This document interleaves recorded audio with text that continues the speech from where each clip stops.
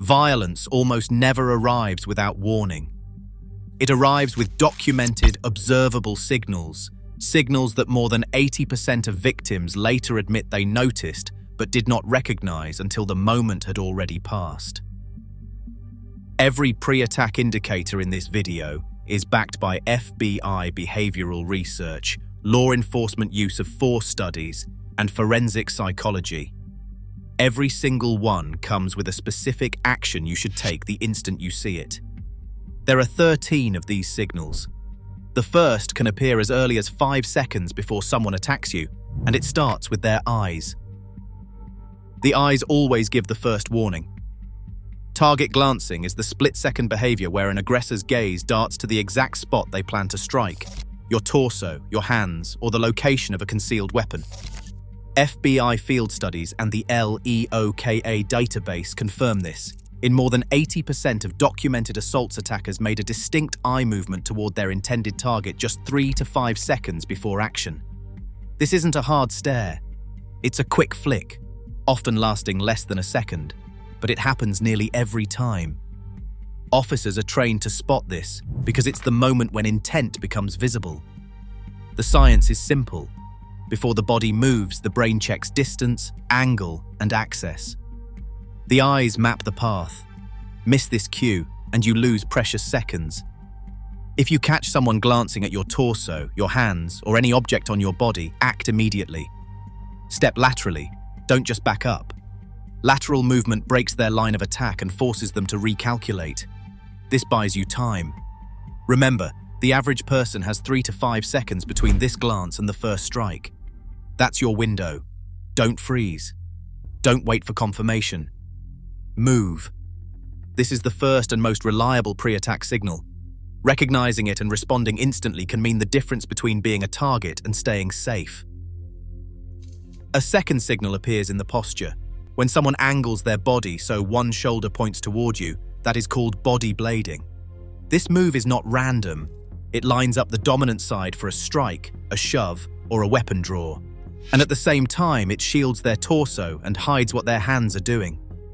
Law enforcement trainers watch for this shift because it is a classic loading cue, a way for an aggressor to prepare their strongest side without drawing attention to their hands.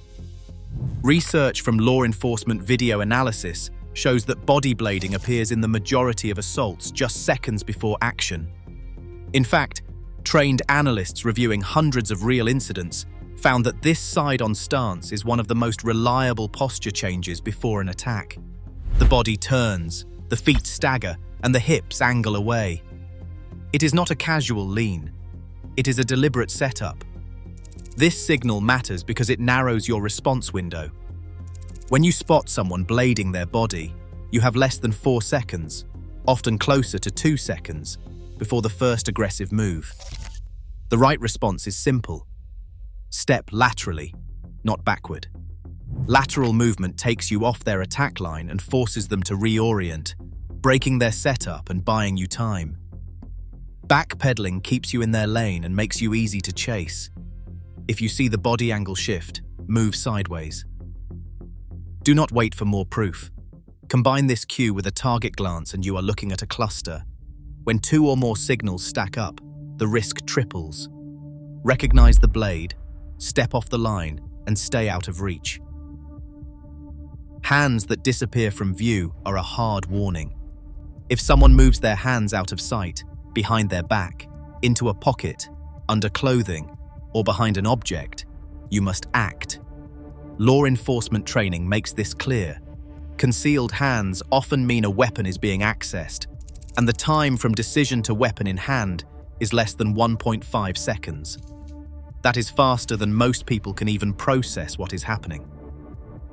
The FBI pre-attack behavior study tracked these moments. In 41% of assaults, the aggressor's hands vanished just before the first move. Trainers drill this as a non-negotiable rule. Demand to see the hands, or create distance immediately. Never accept a conversation where the other person's hands are hidden. If the hands do not come out on command, disengage. Move off the line.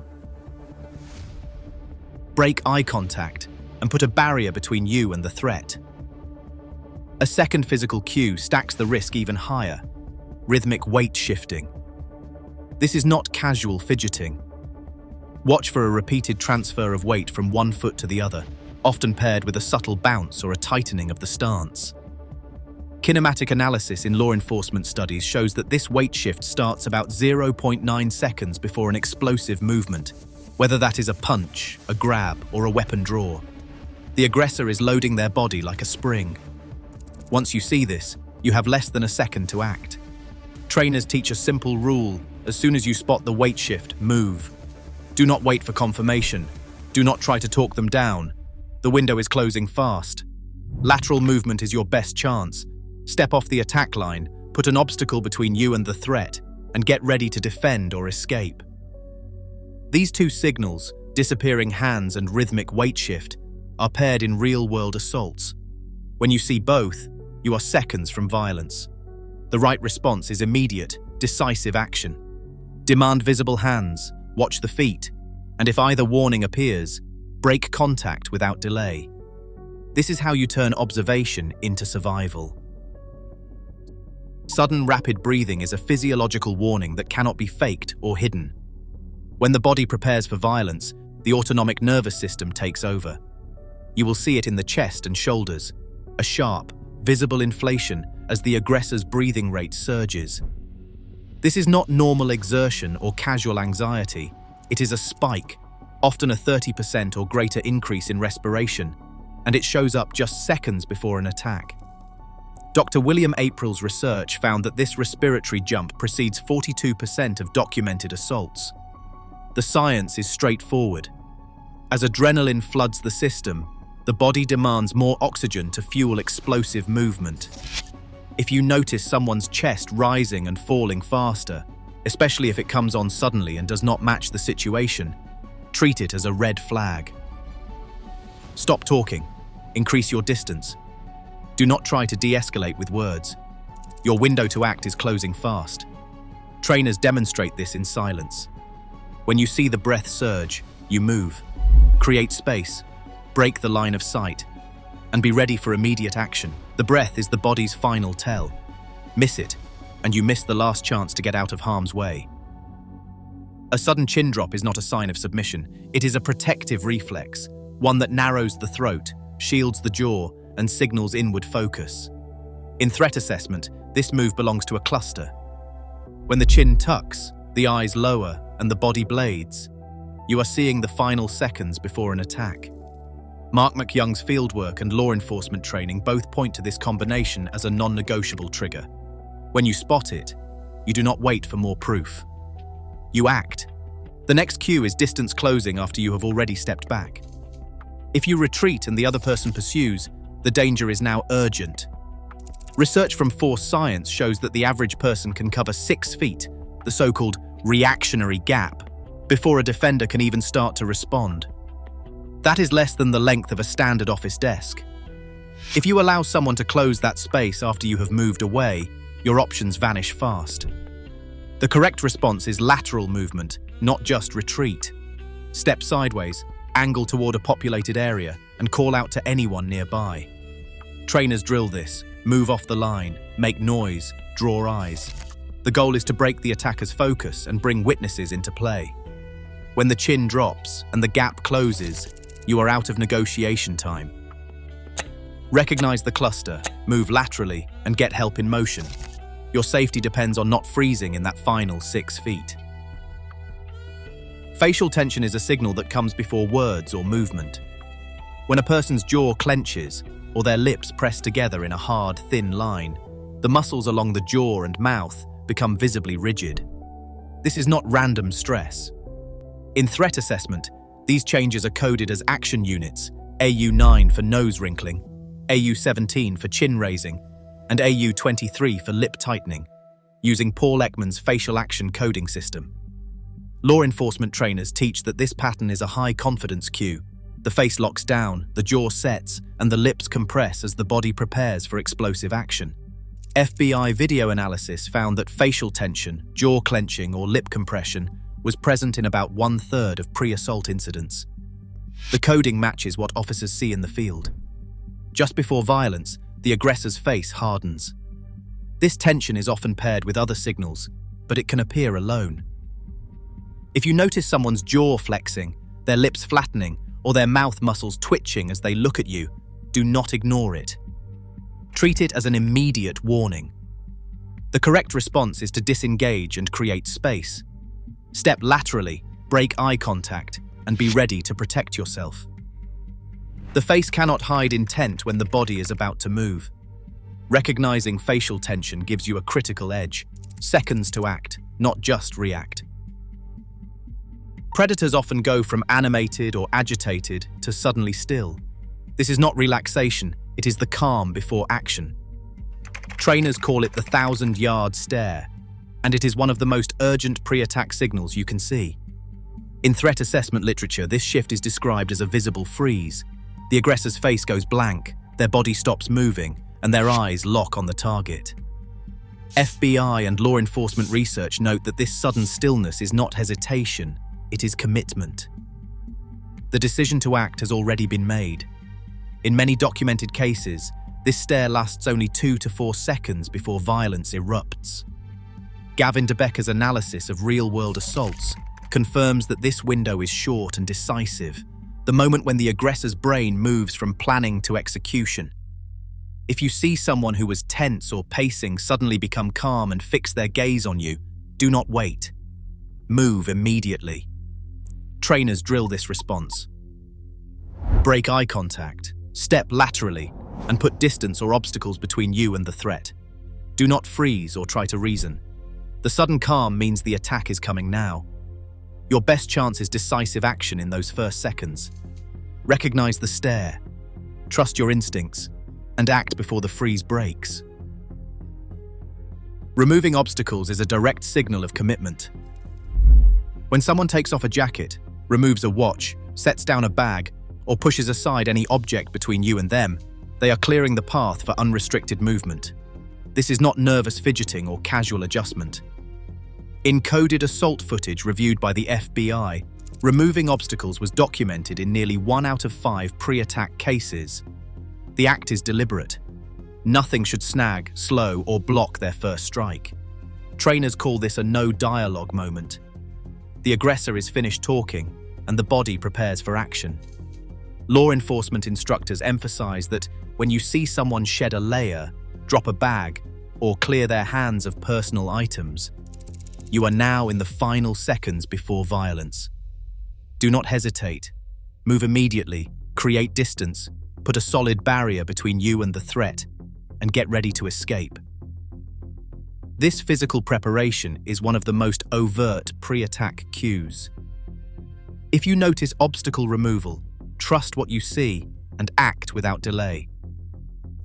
Repeated self-touch is one of the most overlooked but reliable pre-attack signals. Watch for someone rubbing their hands together, fidgeting with their face, or touching their neck in a steady, repetitive rhythm. This is not random nervousness. Behavioral research from the University of Amsterdam shows self-touch frequency rises sharply during moments of internal conflict, when a person is weighing whether to act. What matters most is what happens next. If this fidgeting suddenly stops, that pause is the decision point. The rhythm breaks, the hand freezes, and movement follows. In real-world incidents, the abrupt end of self-touch often aligns with the initiation of action. The attacker's brain has made the commitment, and the body is about to move. Your response should be immediate. As soon as the fidgeting halts, do not wait for further proof. Step laterally, create space, and prepare to defend or escape. Trainers drill this as the rhythm pause rule. The pause is your cue.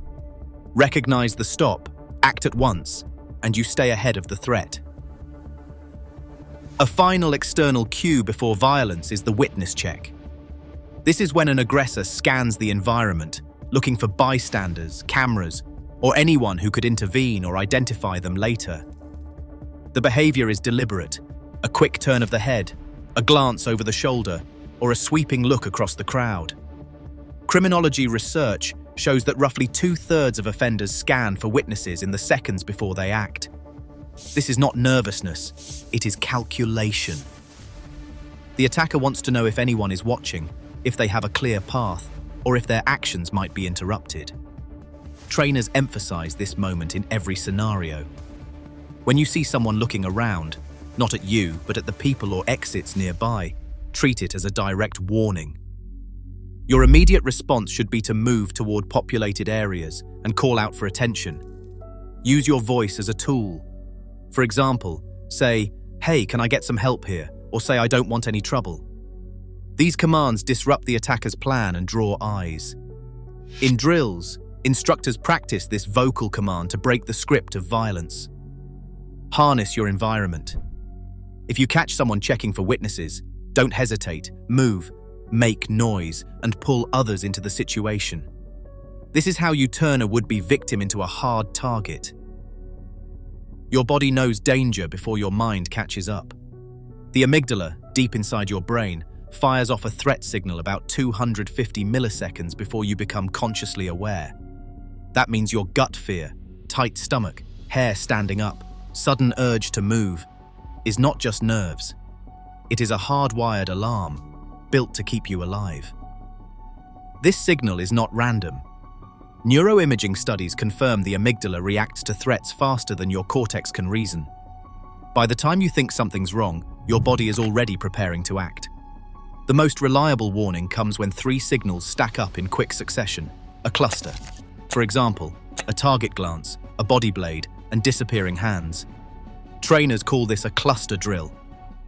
Practice it now. Set a timer for 30 seconds. Scan your environment. Imagine someone glances at your torso, angles their body, then hides a hand. As soon as you spot the second cue, move laterally, off the attack line. Say out loud, "Hands where I can see them." Keep your eyes on their hands, not their face. If you see a third cue, break contact and get to safety. This is not paranoia, it is evidence-based survival. The more you drill this cluster response, the faster your reflex will be. Trust your first alarm. Action beats hesitation every time. Right now, violent assaults still strike in public spaces every day, and nearly 3/4 show visible pre-attack cues just seconds before. Recognizing those signals isn't paranoia, it is preparation. Your safety depends on seeing what most people miss and acting without hesitation. In a world where threat can appear anywhere, awareness is your edge. Stay switched on. Trust your instincts. You're your own first responder.